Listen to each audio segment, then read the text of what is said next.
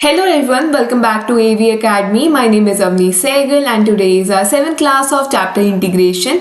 Today we will be winding off the topic that is indefinite integrals, and from the next class we will be starting with definite integrals. So today's class is based on the topic that is integration by partial fraction. It is a very important topic and its questions are very fun to solve. So without any delay, let's get started. तो partial fraction के questions को कैसे solve करते हैं, एक basic structure देख लेते हैं. हमें क्या देंगे, कोई भी न्यूमरेटर दे देंगे, इट डजेंट मैटर. न्यूमरेटर को तो हम देखते नहीं अनटिल अनलेस उसकी जो डिग्री है वो डिनोमिनेटर से ज़्यादा हो, हम तभी देखते हैं न्यूमरेटर को. इन चीज़ों में सिर्फ पहले डिनोमिनेटर को देखते हैं.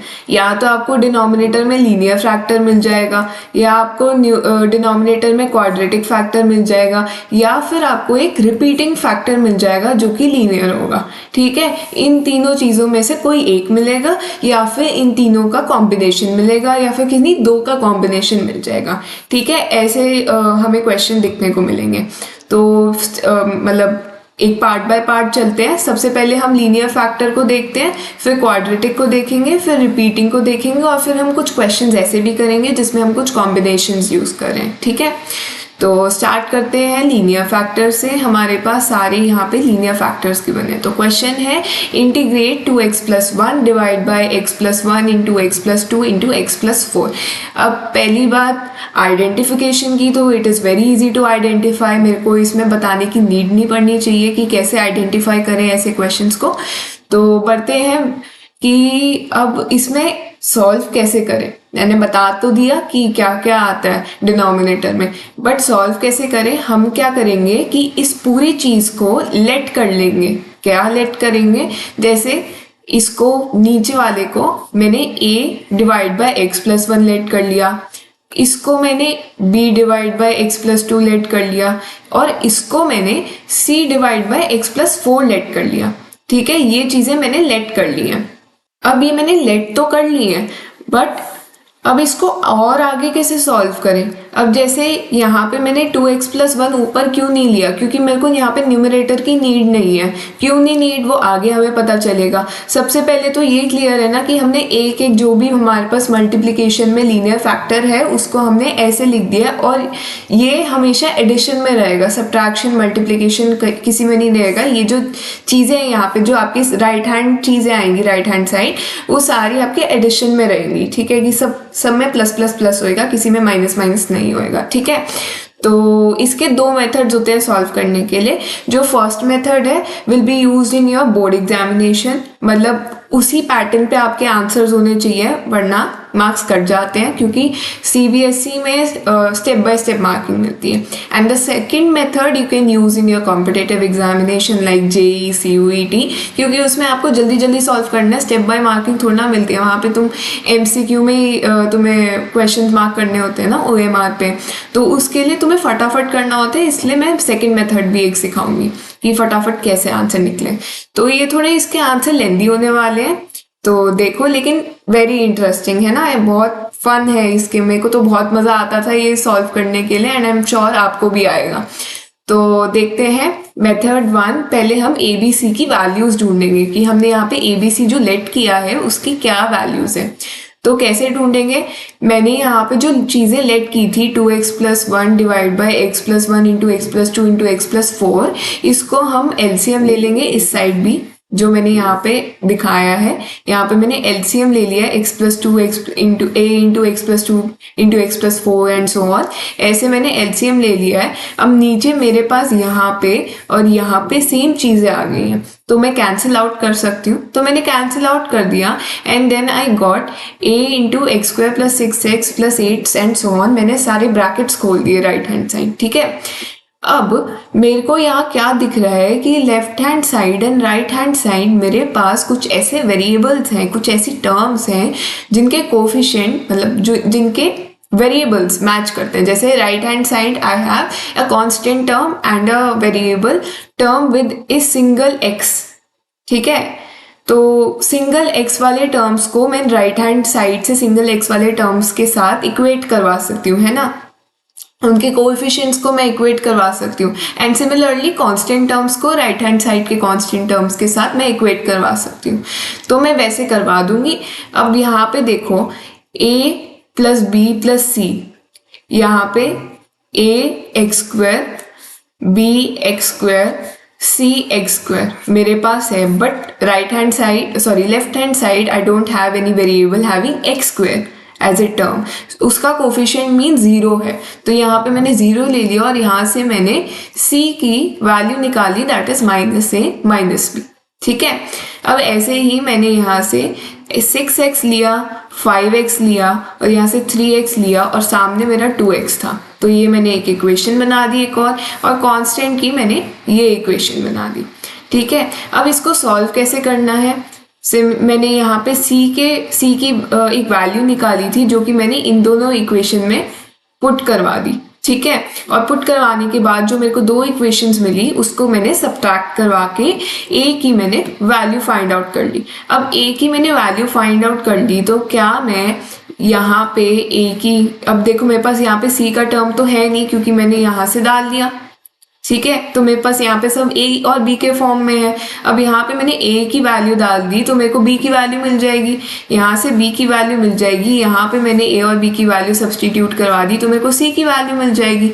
तो मेरे को a और b और c की वैल्यूज मिल गई जो कि ये आई मेरी। ठीक है, अब आगे क्या करना है, अब सिंपली आगे क्या करना है, ये जो मैंने लेट किया था यहाँ पे, ये जो मैंने यहाँ पे लेट किया था उसको मैं एज इट इज एक इंटीग्रेशन में डाल दूंगी। ठीक है, यहाँ पे मैं a b c की वैल्यूज डाल दूंगी और यहाँ पे मैं इंटीग्रेशन में एज इट इज डाल दूंगी।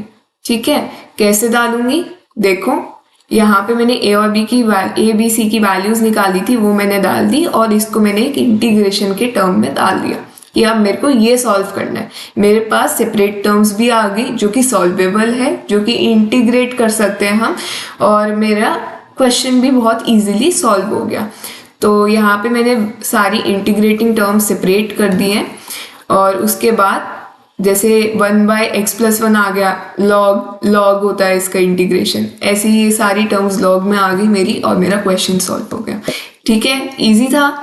तो इसके एक मेथड 2 पे बढ़ते हैं। मेथड 2 और भी इजी है। अब मेथड 2 में क्या है, हमें वैल्यूज ऑफ ABC फाइंड करनी है, बट इस बार हम इक्वेट नहीं करवा रहे हैं। इस बार हम क्या करवा रहे हैं, हम x को एक रैंडम कांस्टेंट टर्म पुट करवा रहे हैं। अब तुम सोचोगे कि ऐसे ही कैसे पुट करवा सकते हैं हमें तो पता नहीं ना क्या आंसर है। अब इसका भी एक ट्रिक होती है।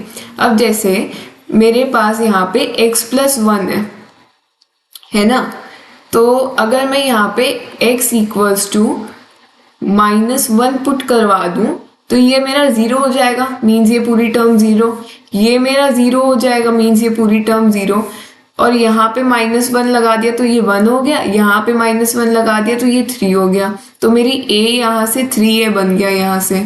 ठीक है, और यहाँ पे -1 लगा दिया तो ये पूरी टर्म हमारी होगी -1, तो यहाँ से मेरा a आ गया -1/3।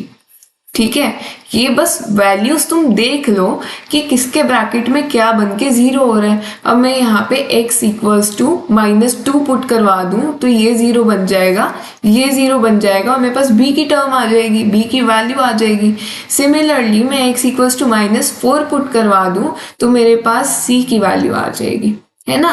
तो ऐसे देख लेते हैं और ऐसे ऐसे मेरी वैल्यूज इतनी फटाफट आ गई। ये ओरली भी आ सकती है, ठीक है ना, आप बस माइंड में कर लो, बट उसके लिए आपकी जो कैलकुलेटिंग पावर है वो थोड़ी स्ट्रांग होनी चाहिए। ठीक है, वरना अगर किसी को अपने आप पे कॉन्फिडेंस नहीं है तो आप पेपर पे फटाफट सॉल्व करके ऐसे निकाल सकते हो। और अगर आप इक्वेटिंग टर्म्स से ऐसे निकाल रहे हो और आपको कॉन्फिडेंस नहीं आ रहा कि ये आंसर करेक्ट है कि नहीं, तो फटाफट मेथड 2 से आप आंसर निकाल लो और एक बार कंफर्म कर लो कि यही आंसर है कि नहीं है। ठीक है, दोनों का सेम ही आंसर आएगा। तो यहाँ से मेरी ABC की वैल्यूज यहाँ से देखो तो सेम ही आ रही है, सारी तीनों यहाँ पे सेम ही आ रही है। तो आगे इसको फर्दर ही सॉल्व वैसे ही करना है जैसे मैंने ऊपर करके अभी दिखाया। तो बढ़ते हैं लीनियर एंड क्वाड्रेटिक फैक्टर्स पे, जो कि हमारा एक सेकंड टाइप था। अब इसको कैसे सॉल्व करें, अब हर चीज के अलग अलग वेज हैं, बट सारे वेज सिमिलर है एक दूसरे के। तो इसमें क्या है, हम वही चीज़ यहाँ पे लेट कर लेंगे, ये सेम चीज़ हम लेट कर लेंगे। लेकिन पिछली बार हमने क्या किया था, हमारे पास जब टर्म्स थी तो हमने a प्लस बी प्लस सी और यहाँ पे सिंगल लीनियर वेरिएबल्स थे, ठीक है। अब हमारे पास ये क्वाड्रेटिक वेरिएबल आ गया जो कि एक्स स्क्वायर प्लस 4 है। अब ये लीनियर नहीं है और ना ही हम इसको लीनियर बना सकते हैं, तो इसके लिए हम क्या करेंगे, बी एक्स प्लस सी के नीचे एक्स स्क्वायर प्लस 4 लिख देंगे, ठीक है, जैसे ये मैंने लिखा है, बस ये लिखना है। क्वाड्रेटिक टर्म्स आ गई, तुम्हें बी एक्स प्लस सी लिखना है। लीनियर टर्म्स आ गई, तुम्हें बस ए बी सी बस ऐसे लिखना है, ठीक है। तो देखते हैं इसको कैसे सॉल्व करेंगे। अब जैसे मैंने यहाँ पे इसका एलसीएम लिया और दोनों के डिनोमिनेटर्स को कैंसिल आउट कर दिया, तो मेरे पास ऊपर ये बचा। अब इसका भी मेथड 1 हम देख लेते हैं। मेथड 1, मेरे पास ये टर्म्स आ गई, अब मैं इक्वेट करूंगी। इक्वेटिंग करके मेरे को यहाँ मिलेगा a plus B equals to 0, ठीक है, क्योंकि यहाँ पे मेरे पास एक्स स्क्वायर की टर्म नहीं है। यहाँ से मेरे को मिलेगा b plus C equals to 2 and मेरे को एक और चीज मिलेगी, that is 4a plus C equals to 1। ये सारी चीजें मेरे को मिल गई हैं। अब मैं यहाँ पे मेरे पास ए सी की एक इक्वेशन है और यहाँ मेरे पास ए बी और बी सी की इक्वेशन है, तो मेरे को क्या सूट करता है कि मैं एक ए सी की और इक्वेशन बना दूँ जिसमें ए और सी वेरिएबल्स हैं। तो वो कैसे बनेंगे, जब मैं यहाँ के बी को इसके बी के साथ सब्सटीट्यूट करवा दूँ। तो वो अगर मैं सब्सटीट्यूट करवाऊंगी तो मेरी एक इक्वेशन बनेगी जो बनेगी minus a plus C equals to 2। ये मेरी दोनों इक्वेशन बन गई, इक्वेशन 1 एंड इक्वेशन 2, जिनको मैं सब्ट्रैक्ट करूंगी। सब्ट्रैक्ट करने पे मेरे को क्या मिलता है, 4a plus C equals to 1 and minus a plus C equals to 2। तो ये मेरा प्लस हो गया, ये माइनस हो गया, ये भी माइनस हो गया, ये 5a आ गया और ये पूरा कैंसिल आउट हो गया और यहाँ से मेरे को -1 आ गया।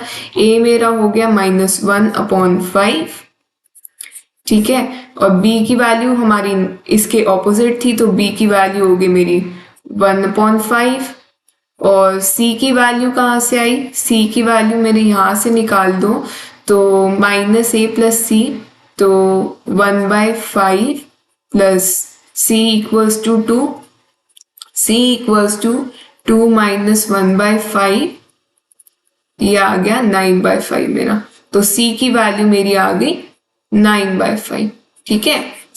तो सबको क्लियर है मैंने कैसे वैल्यूज निकाल ली। तो आगे बढ़ते हैं, अब इसको सब्स्टिट्यूट करवाते हैं अपनी इंटीग्रेट जो हमें टर्म इंटीग्रेशन की बनानी है। तो i इक्वल्स टू, अब हमारा a डिवाइड बाय क्या था, a divide by x plus 1। a मेरा है यहाँ पे -1/5 इंटू में 1/x प्लस 1। b मेरा है यहाँ पे, इसको मैं अलग अलग ऑलरेडी लिख देती हूँ। b मेरा है यहाँ पे bx प्लस c है, याद रखना। तो ये है 1/5x plus 9/5 divide by x square plus 4dx। अब इसको तुम खुद सॉल्व कर सकते हो, आई होप तुम कर ही सकते हो। इसको क्या करोगे, तुम इसको एक अलग टर्म बना दो और इसको तुम एक अलग टर्म बना दो, ठीक है। ये तुम्हारा बन जाएगा tan इनवर्स का आगे जाके, और ये तुम्हारा कि तुम t पुट करो x स्क्वायर प्लस 4 को और आगे लॉग की टर्म्स में ले जाओ, तो तुम्हारा ऐसे लॉग में समथिंग आ जाएगा log x स्क्वायर प्लस 4 करके, और ये तुम्हारा तो टोटली लॉग बेस्ड है, ठीक है। तो आई होप ये तो तुम कर लोगे। तो मैं इसका एक बार मेथड 2 डिस्कस कर लेती हूँ। मेथड 2 भी सिंपल ही है, बस तुम्हें क्या करना है, वही x प्लस 1 है तो x minus 1, x equals to -1 put कर दो। अब यहाँ पे जैसे मेरे पास है x प्लस 1, तो यहाँ पे मैं -1 पुट कर दूंगी, तो ये मेरा होल टर्म 0 हो जाएगा, है ना। होल टर्म 0 हो गया तो मेरे पास यहाँ से a की वैल्यू आ जाएगी। अब यहाँ पे x को इक्वल्स टू मैं और क्या पुट करवा सकती हूँ कि मेरा माइनस हो जाए, क्या मैं यहाँ पे x को 0 पुट करवा सकती हूँ, क्योंकि मेरा bx यहाँ पे साथ में मल्टीप्लाई हो रहा है, तो अगर मैं यहाँ पे bx को 0 पुट करवा दूंगी तो मेरे पास यहाँ पे बस c की टर्म बचेगी और यहाँ पे a4a बचेगा। तो यहाँ से तो मैं a की टर्म निकाल सकती हूँ, तो मेरी c की टर्म आ जाएगी यहाँ से, और ऐसे ही करके मैं एक बार b1 पुट करवा दूँ, मतलब x को 1 पुट करवा दूँ, तो वैसे करके मेरी b की टर्म आ जाएगी। ठीक है, तो यहाँ पे मैं लिख देती हूँ x इक्वल्स टू एक बार 0 पुट कर दो, x इक्वल्स टू एक बार -1 पुट कर दो, और एक बार x इक्वल्स टू 1 पुट करके देख लेना कि b का आता है नहीं, या फिर ये दोनों टर्म्स का आंसर तुम निकाल ही दोगे ना, तो a और c की हेल्प से तुम b का भी निकाल दोगे वैल्यू। ठीक है, और ऐसे ही फर्दर तुम इंटीग्रेशन करके उसका आंसर निकाल लो। ठीक है, सबको समझ आ गया? तो बढ़े अपने नेक्स्ट टाइप पे। Last type, linear and linear repeating factors.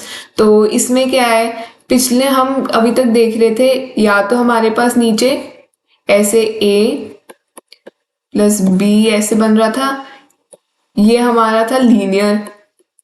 ठीक है, अब हमारे पास आ गया a plus bx plus c, ये हमारा आ गया लीनियर प्लस क्वाड्रेटिक।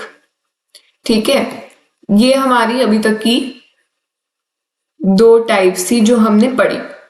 अब हमारे पास एक थर्ड टाइप आ जाती है, जब हमारे पास स्क्वायर आ जाते हैं ऊपर या क्यूब आ जाते हैं ऊपर। क्यूब में जाएगा नहीं, इतना हाई जाता नहीं है, आपके कॉम्पिटिटिव एग्जाम्स में जा सकता है, ज्यादा से ज्यादा, मतलब ज्यादा से ज्यादा क्या बोल रही हूँ, सिर्फ स्क्वायर तक ही जाएगा मैं कहना चाहती हूँ। ठीक है, उससे ऊपर तो नहीं जाएगा। तो उससे ऊपर तो नहीं जाएगा, सिर्फ स्क्वायर तक जाएगा। तो यहाँ पे क्या करना है, वही अपनी लेफ्ट हैंड साइड को लेट कर लो। यहाँ पे a divide by x plus 1 तो लिखना ही लिखना है, वो तुम्हें पता है। अब इसको तुम दो पार्ट्स में डिवाइड कर दो, एक बार लीनियर में और एक बार ऐसे ही स्क्वायर में। मतलब एक बार b x divide by x plus 2 लिख दो, एक बार c divide by x plus 2 का स्क्वायर लिख दो। ये तुम्हारा ऐसे सॉल्व होएगा। ठीक है, अब ये चीजें तो यार याद करने में भी बहुत इजी है, बट अगर आपको इसमें भी प्रॉब्लम आ रही है तो तुम जैसे जैसे क्वेश्चन सॉल्व करोगे वैसे वैसे तुम्हें ये ऐसी चीजें याद हो जाएंगी। ठीक है, कुछ फोर्सफुली लर्न करने की नीड नहीं है इसमें। तो इसको वैसे ही एलसीएम लो, सिंप्लीफाई करो, डिनोमिनेटर को कैंसिल आउट करो, तुम्हारी इक्वेशन आ जाएगी। मेथड 1 तुम्हारा आ जाएगा इक्वेटिंग इक्वेशंस। तो इक्वेट करेंगे तो यहाँ से मेरे पास आएगा a plus b equals to 2, 4a plus 3b plus c equals to 0, and यहाँ से आएगा 4a plus 2b plus c equals to 1। तो ये मेरी 3 इक्वेशंस आ गई, 3 इक्वेशंस जिसको मेरे को फर्दर सॉल्व करना है, और मेरे को a, b और c की वैल्यूज निकाल के फिर इंटीग्रेट करना है। तो ये वाली तीनों इक्वेशन तो तुम खुद सॉल्व कर ही लोगे और आगे इंटीग्रेट भी कर लोगे। तो मैं मेथड 2 इसमें डिस्कस कर लेती हूँ, मेथड 1 तुम खुद करना। ठीक है, तो मेथड 2 पुट कर लो वैल्यूज। अब जैसे मेरे पास यहाँ पे x प्लस 2 है, तो मैं करूंगी पुट x इक्वल्स टू -2, तो मेरा ये 0 हो गया, ये चीज मेरी 0 हो गई, ये चीज मेरी 0 हो गई, और मेरे पास c की वैल्यू आ जाएगी।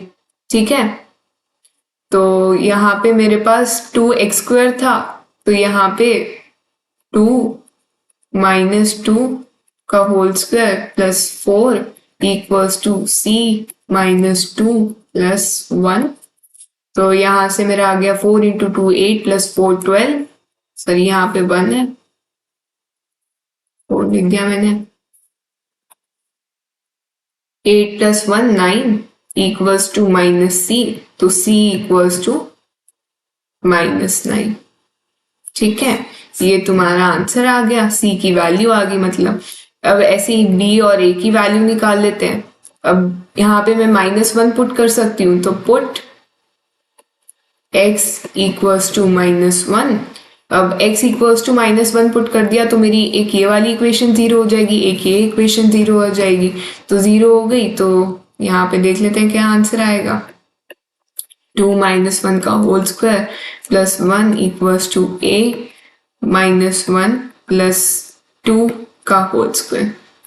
तो इसको सिंप्लीफाई करेंगे तो ये बन गया 3 और ये बन गया a। तो a की वैल्यू हमारी 3 आ गई है। अब a की वैल्यू 3 है तो अब b की वैल्यू कैसे निकालें।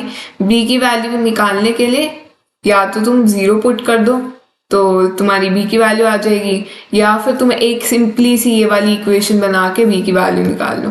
बट अगर मैंने यहाँ पे पुट कर ही रखा है तो फिर मैं एक बार 0 पुट करके तुम्हें दिखा देती हूँ। पुट x इक्वल्स टू 0, तो यहाँ पे 0 पुट किया तो मेरा आ गया, ये 0 हो जाएगा, यहाँ पे 1 बचेगा। तो यहाँ पे 4a स्क्वायर आ गया, मतलब 4a आ गया। a1 equals to 4a plus यहाँ पे आ गया 2 × 1 2 2b प्लस c। तो ये मेरी इक्वेशन आ गई। यहाँ पे मेरे पास c और a की वैल्यू ऑलरेडी है मेरे पास, तो यहाँ पे मैं सब्स्टिट्यूट करवा दूंगी। Plus 2b -9 1 equals to 3 plus 2b।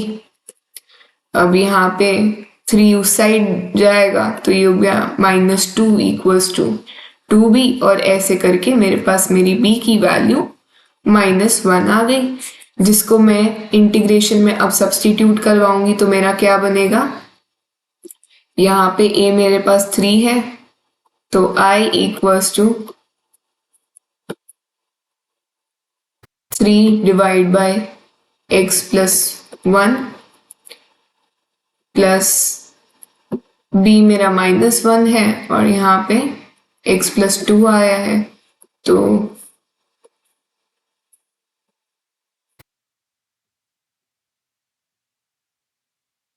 -1 divide by x plus 2 plus c मेरा -9 था तो -9 कर देंगे इसको, -9 डिवाइड बाय x प्लस 2 का होल स्क्वायर dx। तो इसको तुम्हें अब सॉल्व करना है। अब इसको कैसे सॉल्व करोगे, बहुत इजी है सॉल्व करना। बस यहाँ पे ये तो लॉग वाला है, ये भी लॉग वाला है, और ये डिवाइड बाय टी स्क्वायर है, तो इसका माइनस का हटके यहाँ पे 9/x प्लस 2 इसका आ जाएगा इंटीग्रेशन। तो बहुत ही इजी क्वेश्चन है ये भी, तो आई होप आप कर लोगे सॉल्व। तो मैं आगे बढ़ती हूँ। तो आगे मेरे पास एक टॉपिक तो नहीं है, टाइप नहीं कह सकते इसको, बट क्वेश्चंस आ जाते हैं और ये वैसे ही सिमिलर है, बस इसमें तुम्हें एक सब्स्टिट्यूशन करवाना है। अब वो सब्स्टिट्यूशन कैसे करवाना है, अब यहाँ पे मेरे को क्वेश्चन में गिवन है x⁻² divide by x⁻² plus 1 into में x⁻² प्लस 3। अब यहाँ पे मेरे पास एक क्वाड्रेटिक है दोनों टर्म्स, बट ऊपर भी मेरा न्यूमरेटर में मतलब पार्ट 2 में है। जब मेरे पास इवन पावर्स में आ जाए, मेरे पास अगर x⁻4 भी नीचे आ जाएगा ना, I will substitute that x⁻4 as y as t और एनी अदर वेरिएबल। ठीक है, तो मैंने यहाँ पे x⁻2 y as y put कर दिया, तो यहाँ पे मैंने अपनी पूरी इक्वेशन को y के फॉर्म में लिख दिया। अब ऐसा लिखना इम्पॉर्टेंट है, ठीक है, आप सभी को भी लिखना है अनटिल अनलेस आप कॉम्पिटिटिव एग्जाम में इसको अप्लाई कर रहे हो, क्योंकि वहाँ पे कोई देखेगा नहीं।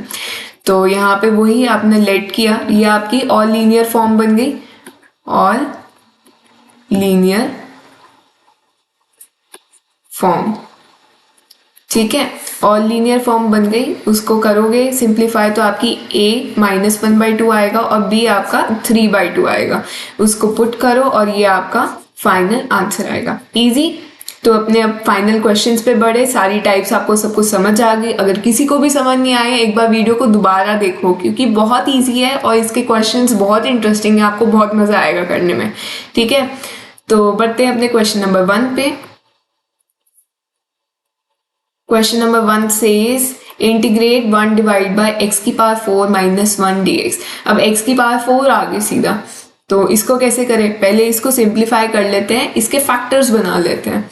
तो फैक्टर्स बनाएंगे तो यहाँ पे बनेगा एक्स स्क्वायर प्लस 1 इंटू में एक्स स्क्वायर माइनस 1 dx। इसको मैं और भी लिख सकती हूँ एक्स स्क्वायर प्लस 1 इंटू में एक्स माइनस 1 इंटू में एक्स प्लस 1 dx। ठीक है, ये मैंने लिख दिया। अब मेरे को ये सॉल्व करना है। ये तुम्हारा क्वाड्रेटिक हो गया, ये दोनों तुम्हारे लीनियर हो गए। ठीक है, अब इसको तुम कैसे लिखोगे, let 1 divide by x square plus 1 into में एक्स प्लस 1 इंटू में एक्स माइनस 1। वैसे तो कुछ फर्क नहीं पड़ता, बट मैं यहाँ पे पहले अपने लीनियर वाले टर्म्स पहले लेती हूँ और क्वाड्रेटिक वाले बाद में लेती हूँ। It totally depends upon you. ये तो मैं ऐसे कर रही हूँ, तुम क्वाड्रेटिक लो पहले, लीनियर लो, इट डजेंट मैटर, आंसर तुम्हारा सेम ही आएगा। ठीक है, तो यहाँ पे मैंने a divide by x plus 1 plus b divide by x minus 1 plus C x plus d divide by x square plus 1। अच्छा, इसमें एक और चीज है। अभी तुम्हारे जो तुम क्वेश्चंस अटेम्प्ट करोगे मेरी वीडियो को देखते देखते, उसमें तुम एक चीज नोटिस करोगे कि जो तुम्हारी ए बी सी की वैल्यूज आ रही है वो मेरे ए बी सी की वैल्यूज के साथ मैच नहीं कर रहे। ठीक है, ऐसा हो सकता है। ऐसा क्यों हो सकता है, बट तुम्हारे आंसर करेक्ट है। ठीक है, अनटिल अनलेस अब तुमने कोई कैलकुलेशन एरर किया हो। ऐसा क्यों हो सकता है, क्योंकि मैं क्या कर रही हूँ, या तुम क्या कर रहे होगे, या तुम b को a की टर्म, a का डिनोमिनेटर बना, a का न्यूमरेटर बना रहे होगे। जैसे तुमने सपोज b x प्लस 1 लिखा है और मैंने लिखा है a divide by x plus 1। ठीक है, ये अलग है, ये दोनों चीजें। सपोज ये तुमने किया है बाय द स्टूडेंट्स, ठीक है, और ये बाय मी, ये मैंने किया है। अब मेरी जो a की वैल्यू आएगी ना, ये तुम्हारी b की वैल्यू होगी इसमें। तो घबराना नहीं कि मेरी a की वैल्यू कुछ और आ रही है और वो तुम्हारी b की वैल्यू आ रही है, या मेरी जो b की वैल्यू आ रही है वो तुम्हारी c की वैल्यू आ रही है, जो मेरी c की वैल्यू आ रही है वो तुम्हारी a की वैल्यू आ रही है। शफल हो सकता है बट वैल्यूज वही रहेंगी। जो सपोज मेरी 1/5 -1/5 3/2 आ रही है वैल्यूज, तो तुम्हारी भी ये आएगी। इट डजेंट मैटर कि तुम्हारी a की वैल्यू क्या आ रही है, b की वैल्यू क्या आ रही है, c की वैल्यू। इट मैटर्स व्हाट कि तुम्हारी यही 3 वैल्यूज आ रही है जो मेरी 3 वैल्यूज आ रही है। ठीक है ना, शफलिंग पॉसिबल है इसमें, तो उसको लेके घबराना मत कि आंसर गलत आ रहा है तुम्हारा। रुक मत जाना, आंसर तुम्हारा सही आ रहा होगा। ठीक है, तो क्वेश्चन पे आगे बढ़ते हैं। तो यहाँ पे मैंने ले लिया, अब मैं इसको सिंप्लीफाई करूंगी। 1 divide by x plus 1 into में एक्स प्लस 1 इंटू में x minus 1 equals to a x square plus 1 x minus 1 plus b x plus 1 x square plus 1 plus C x plus d into में x square minus 1 divide में x square plus 1 into में x plus 1 into x minus 1। तो ये तुम्हारे सारे denominator इससे cancel out हो गए और ऊपर की टर्म्स तुम यहाँ पे सिंप्लीफाई करके इसके साथ इक्वेट करवाओगे। ठीक है, तो तुम इसको इक्वेट करवाओ और तुम्हारी a b c d की कुछ सर्टेन वैल्यूज आएंगी और उसको तुम इंटीग्रेशन में एज इट इज डाल दो ऐसे ही फॉर्म में और तुम्हारा फाइनल आंसर आएगा। अब इस क्वेश्चन को सॉल्व करने के ना 2 वेज है। ये तो तुम्हारा फर्स्ट वे हो गया। अब इसमें क्या है, तुम्हारे 4 टर्म्स यूज हो रहे हैं a b c d। इसको और इजी कैसे बनाए, सोचो। मैंने एक इवन पार वाली टाइप करवाई थी, ठीक है, हम इसमें भी वो यूज कर सकते हैं इवन पार। तो कैसे करेंगे, ये तो तुम्हारा मेथड 1 हो गया। ठीक है, यहाँ पे मेथड 1 लिख लेती हूँ।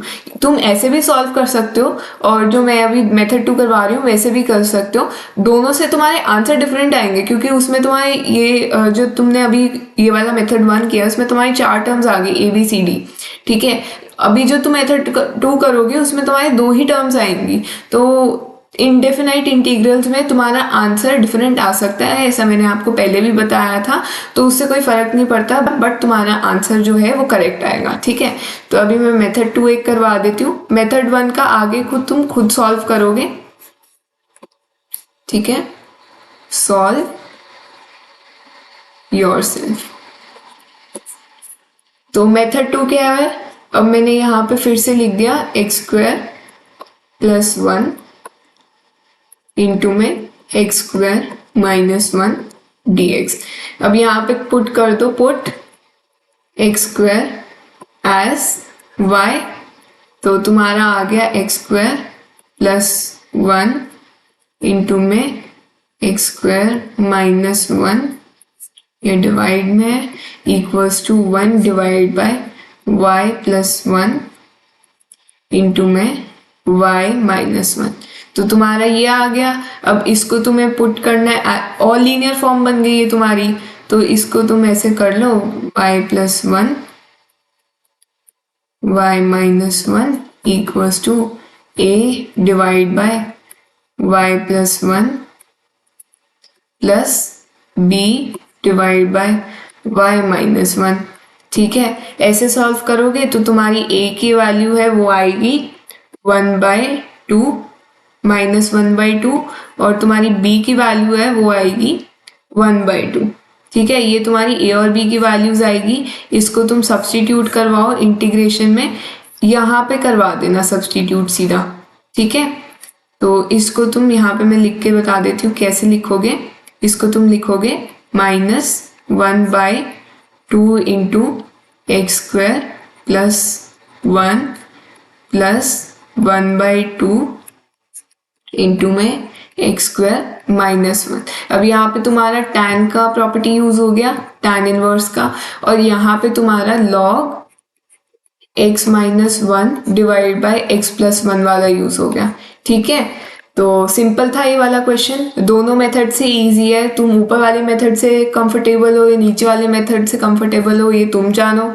ठीक है, मेरा था तुम्हें दोनों मेथड्स बता दूं, तो मैंने वो बता दिया। आगे का काम तुम्हारा है, तुम्हें कैसे सॉल्व करना, लेकिन तुम्हें इसको पूरा सॉल्व करना है। ठीक है, मैं तुम्हें बस ये बता सकती हूँ क्वेश्चंस कैसे सॉल्व होंगे, बाकी दिमाग तो तुमने खुद ही लगाना है और प्रैक्टिस तुमने ही करनी है। मैं तुम्हें खुद प्रैक्टिस ऐसे नहीं करवा सकती, मैं तुम्हें क्वेश्चंस प्रोवाइड कर सकती हूँ जो कि मैं कर रही हूँ, बाकी तो ये तुम्हारे पे ही है, तुम कितने क्वेश्चन कितने ऑनेस्टली कर रहे हो, कितनी मेहनत कर रहे हो। जितना स्क्रिबल कर सको उतना स्क्रिबल करो, उतना ही अच्छा है, उतना ही कॉन्फिडेंस आएगा आप पे। ठीक है, तो क्वेश्चन नंबर 2 पे बढ़ते हैं। ये भी वैसा ही है, इसके तुम फैक्टर्स निकालो और या तो x² एज t पुट कर दो, या जैसे मैंने मेथड 1 इसमें बताया था, मेथड 1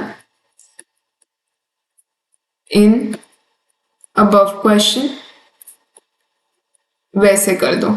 ठीक है, दोनों से तुम कर सकते हो, ये वाला तुम्हारा होमवर्क क्वेश्चन है। ठीक है, होमवर्क क्वेश्चन। तो क्वेश्चन नंबर 3 पे बढ़ते हैं। क्वेश्चन नंबर 3 में अब तुम्हें दिख रहा है कि जो डिनोमिनेटर की डिग्री है वो न्यूमरेटर से छोटी है।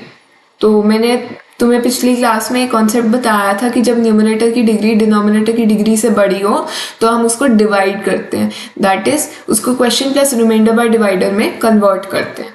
तो इसको भी वैसे ही करेंगे। पहले हम नीचे वाली टर्म को खोल देते हैं। तो नीचे वाली टर्म को तुम खोलोगे तो मैं यहाँ पे खोल देती हूँ, बनेगा x³ plus 4x plus x² plus 4। तो ये बनेगा तुम्हारा नीचे वाला टर्म। अब इसको तुम डिवाइड करवा दो, x⁴ divide by x³ plus 4x plus x² plus 4 से। ठीक है, तो इसको डिवाइड करवाओगे। अब यहाँ पे x लिख देती हूँ मैं ऊपर, यहाँ पे आएगा x, यहाँ पे मैं माइनस में तो बाद में करूँगी, x⁴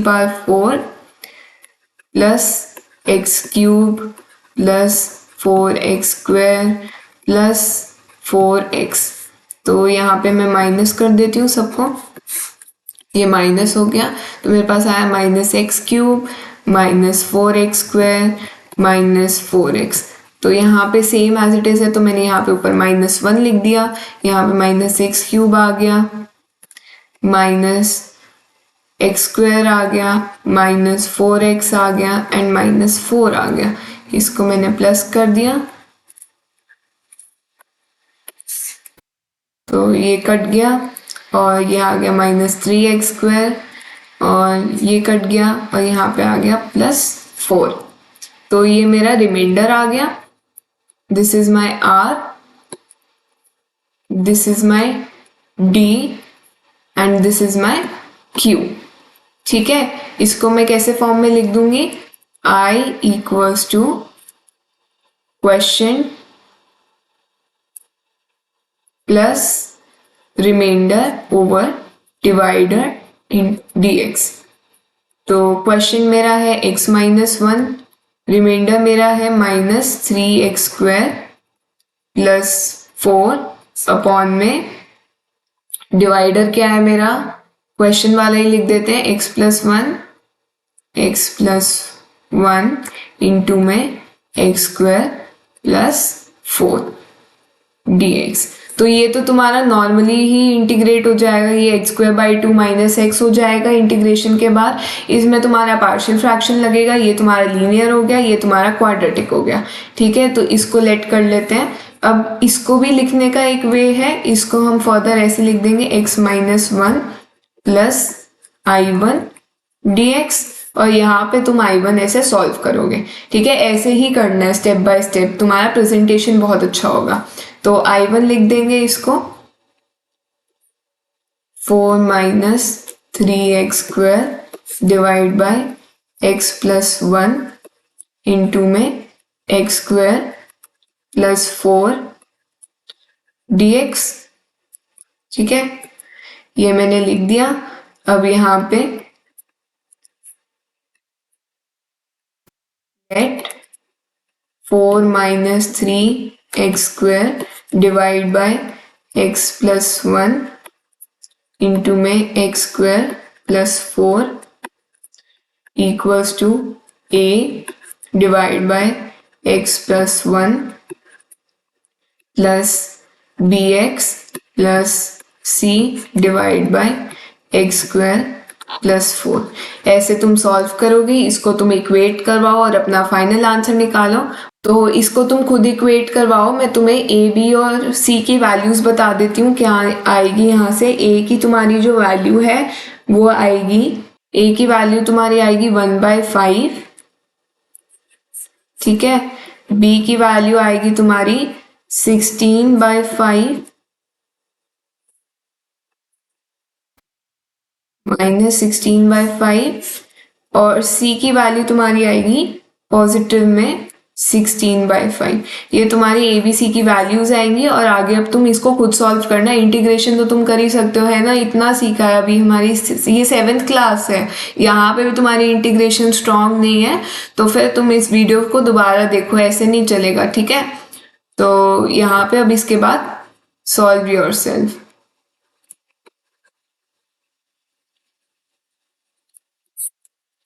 तो क्वेश्चन नंबर 4 पे बढ़ते हैं। अब क्वेश्चन नंबर 4 में हमें बस इसके फैक्टर्स निकालने हैं।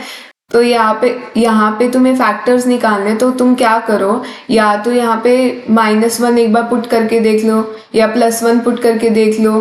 तो हिट एंड ट्रायल मेथड लगाओ और उसके बाद लॉन्ग डिवीजन मेथड पे जाओ, वो कर लो। या फिर यहाँ पे तुम्हें दिख रहा है x+1 जो है कॉमन में ही आ रहा है, तो यहाँ पे x+1 तुम कॉमन में ले लो। x+1 जब तुम कॉमन में लोगे तो यहाँ पे तुम्हारे पास x² + 1 बचेगा। ठीक है ना, तो ये तुम्हें फर्दर सॉल्व करना है। इसको तुम कर दो, लेट 1/x+1 इंटू में x² + 1 equals to a divide by x+1 plus bx plus c divide by x square plus 1। तो ऐसे तुम कर दो, फिर तुम्हें ए बी सी की अपनी वैल्यूज निकालो और आगे सॉल्व करो। ठीक है, तो ऐसे तुम्हें फैक्टर निकालना है। अगर तुम्हें ऐसे ओपन में दे रखा हो तो फैक्टर निकालो और फिर उसके बाद अपना पार्शियल फ्रैक्शन लगा दो। ऐसे ही तुम्हारा क्वेश्चन नंबर 5 है। अब क्वेश्चन नंबर 5 कैसे करोगे तुम, कैसे करोगे बताओ बताओ। अब यहाँ पे तुम्हारे पास माइनस में आ गया, ऊपर जैसा सेम है बस यहाँ पे माइनस में आ गया। तो एक बार क्या करते हैं, इसमें -1 पुट करके देख लेते हैं। ये -1 बन गया, ये भी तुम्हारा -1 बन गया, ये +1 बन गया। तो x +1 मेरा इसको सिंप्लीफाई कर रहा है। ठीक है, तो x +1 मेरा यहाँ पे फैक्टर है एक। तो x +1 मेरा फैक्टर बन गया, तो मैं यहाँ पे लॉन्ग डिवीजन पे जाऊंगी। x +1 ये रहा, लॉन्ग डिवीजन में मैं अपना पुट कर दूंगी।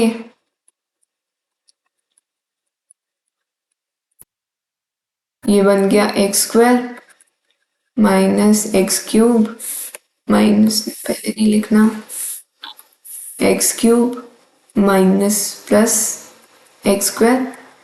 ये माइनस माइनस हो गया, ये कैंसिल आउट हो गया, तो -x +1 बचा। तो यहाँ पे -1 करो और -x +1, ये प्लस ये माइनस और ये भी कैंसिल आउट हो गया, हमारा यहाँ पे 0 आ गया। तो मेरा एक फैक्टर आ गया यहाँ पे जो कि है x² -1। तो ये हो गया x +1 एंड x² -1 dx। अब इसको तुम ऐसे लिख दो, 1 डिवाइड बाय x +1 का होल स्क्वायर x -1 dx। तो यहाँ पे तुम्हारा एक रिपीटिंग फैक्टर आ गया, ये आ गया तुम्हारा रिपीटिंग फैक्टर, ये तुम्हारा आ गया लीनियर। ठीक है, आ गया सबको समझ में। अब इसको फर्दर तुम खुद ही प्रोसीड करोगे, मैं नहीं करवाऊंगी क्योंकि फिर ऐसे तुम्हारी प्रैक्टिस नहीं होगी। तो आगे बढ़ते हैं क्वेश्चन नंबर 6 पे। तो क्वेश्चन नंबर 6 हमारी क्लास का आज का लास्ट क्वेश्चन है, तो इसको अच्छे से देख लेते हैं। ये थोड़ा मुश्किल सा क्वेश्चन लग रहा है। अब नीचे यहाँ पे इवन पावर्स है, तो मैं x² को t पुट करवा दूंगी। x² को मैंने एज t पुट करवाया।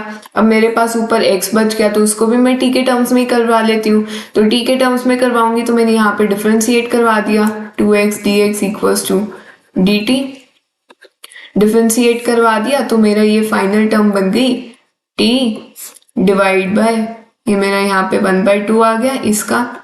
ठीक है, ये नीचे चला गया था क्योंकि, और ये आ गया t +1 t +2 इंटू में t +4 dt। तो ये मेरी इंटीग्रेशन की वाली टर्म आ गई। और यहाँ पे तुम ऑल लीनियर फॉर्म लगा दो। ऑल लीनियर फॉर्म लगाओगे तो तुम्हारी a की वैल्यू आएगी -1/3, b की वैल्यू तुम्हारी आएगी 1 और c की वैल्यू तुम्हारी आएगी -2/3। ठीक है, ये तुम्हारी तीनों टर्म्स आएगी। आगे सिंप्लीफाई करो, इंटीग्रेट करो, तुम्हारा आंसर आ जाएगा। ठीक है, तो इजी था। तो ये तुम्हारे होमवर्क क्वेश्चंस, ठीक है, ये तुम्हें खुद सॉल्व करने हैं। और अगर कोई भी दिक्कत हो तो मेरे को कमेंट सेक्शन में बताना। बहुत ही इजी क्वेश्चन है। अगर तुम इनडेफिनाइट इंटीग्रल्स में अगर आपको कोई भी डाउट है तो मेरे को कमेंट सेक्शन में बताओ तुम्हें क्या डाउट है। और अगर मेरे को लगेगा कि वो काफ़ी रेलेवेंट डाउट्स है तो मैं एक डाउट क्लास तुम्हारे लिए रख दूंगी। तो सिर्फ इनडेफिनाइट इंटीग्रल्स की, तो अपने डाउट्स इकट्ठे कर लो। अगर बहुत सारे डाउट्स हैं तो मेरे को मेल कर दो avacademyedu@gmail.com। और अगर बहुत कम डाउट्स हैं तो मेरे को प्लीज़ कमेंट सेक्शन में डाउट्स भेजो, ताकि बहुत सारे यहाँ पे बच्चे हैं जिनको सिमिलर डाउट्स होंगे, तो वो तुम्हारे डाउट्स पढ़ के और मैं उसका रिप्लाई कर दूंगी, तो वो वहाँ से आंसर भी पढ़ सकते हैं। ऐसा सबके लिए बेनिफिट हो जाएगा। ठीक है, तो आज की क्लास हम यही ख़त्म करते हैं। तो आज की क्लास के लिए बस इतना ही। मैंने लास्ट क्लास में तुम्हें वर्कशीट नंबर 3 दी थी, तो आई होप सब वो वाली वर्कशीट नंबर 3 कर रहे होंगे और सबको कोई भी डाउट नहीं आ रहा होगा। अगर कोई भी डाउट है तो पूरी क्लास दोबारा देख लो और कंसेप्ट रिवाइज करते रहो, फॉर्मूला शीट रिवाइज करते रहो, ठीक है, अच्छे से पढ़ते रहो। और जितनी भी क्लास अभी तक कराई है उसमें कोई भी डाउट नहीं है, अगर डाउट है तो मेरे को बताते रहना ताकि मैं वो आपको क्लियर करती रहूँ, ठीक है। तो ये बहुत ही इंपॉर्टेंट चैप्टर है, इसको वीक नहीं रखना है, स्ट्रॉन्ग रखना है, ठीक है। क्योंकि अगर आप आगे कॉलेजेस में जाओगे, जो कॉलेजेस में आप जाओगे, जो भी आप कोर्सेज लोगे, अगर उसमें मैथ्स होगी तो कैलकुलस वहाँ यूज़ होगा, तो बहुत बेनिफिट करेगा। तो इसको स्ट्रॉन्ग रखेंगे। तो इनडेफिनाइट इंटीग्रल्स हमारा यही ख़त्म करता है। नेक्स्ट क्लास में हम डेफिनाइट इंटीग्रल्स पे काम करेंगे। अगर आपको डाउट सेशन चाहिए तो मेरे को कमेंट सेक्शन में डाउट सेशन लिख देना, तो मैं एक डाउट सेशन तुम्हारे लिए रख दूंगी और मेरे को अलग से तुम अपने डाउट्स भेज देना, ठीक है। तो आज के लिए बस इतना ही। Thank you so much for watching to my video. Please like, share and subscribe to my channel and see you in the next class. Until then, bye bye.